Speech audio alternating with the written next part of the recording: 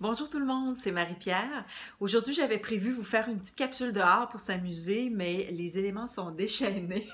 Alors, je prends quelques minutes avant de quitter pour vous raconter un peu ce qui se passe. En fait, je m'accorde une pause parce que je dois à toute vitesse aller me faire photographier pour la demande de visa. Je dois envoyer mon passeport parce que effectivement, les délais sont très courts. Et si je veux être du voyage dans quelques jours, je dois absolument faire cette démarche-là aujourd'hui. Euh, Quand je parlais avec mon frère tout à l'heure, il me disait à quel point ils ont l'impression de devoir tout faire en même temps. Et je me demandais comment ça se passe pour vous quand vous devez gérer une situation de stress.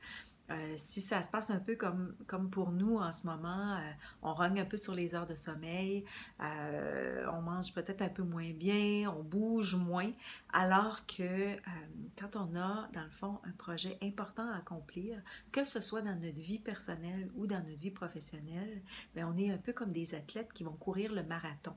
Alors, c'est pas une question de sprint, c'est une question de long terme, et on imagine mal un athlète aller chercher la médaille d'or en rognant sur les éléments fondamentaux, les éléments de base qui sont le sommeil, l'alimentation et l'activité physique.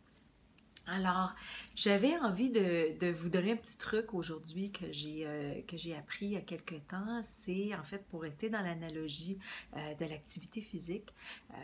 En ce moment, on entend beaucoup parler, le buzzword, c'est l'entraînement par intervalle, c'est-à-dire qu'on fournit un effort physique intensif, ensuite on s'accorde une pause, on fournit un autre effort intensif mais de courte durée et on s'accorde une pause. Alors en fait, ce que je voulais vous dire, c'est qu'au plan mental, intellectuel, c'est exactement la même chose. Quand on a énormément à accomplir, c'est préférable de découper en tranches.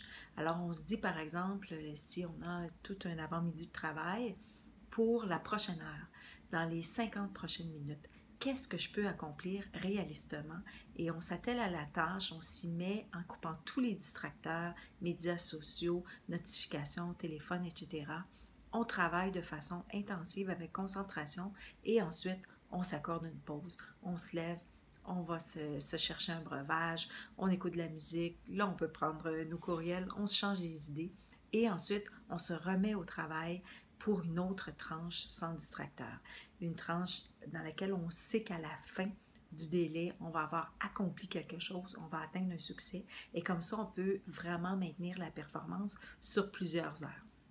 Alors voilà, c'est le petit truc que je voulais vous partager aujourd'hui et je me demande vous comment vous vous y prenez pour gérer le stress quand vous avez à maintenir le travail sur une longue période de temps.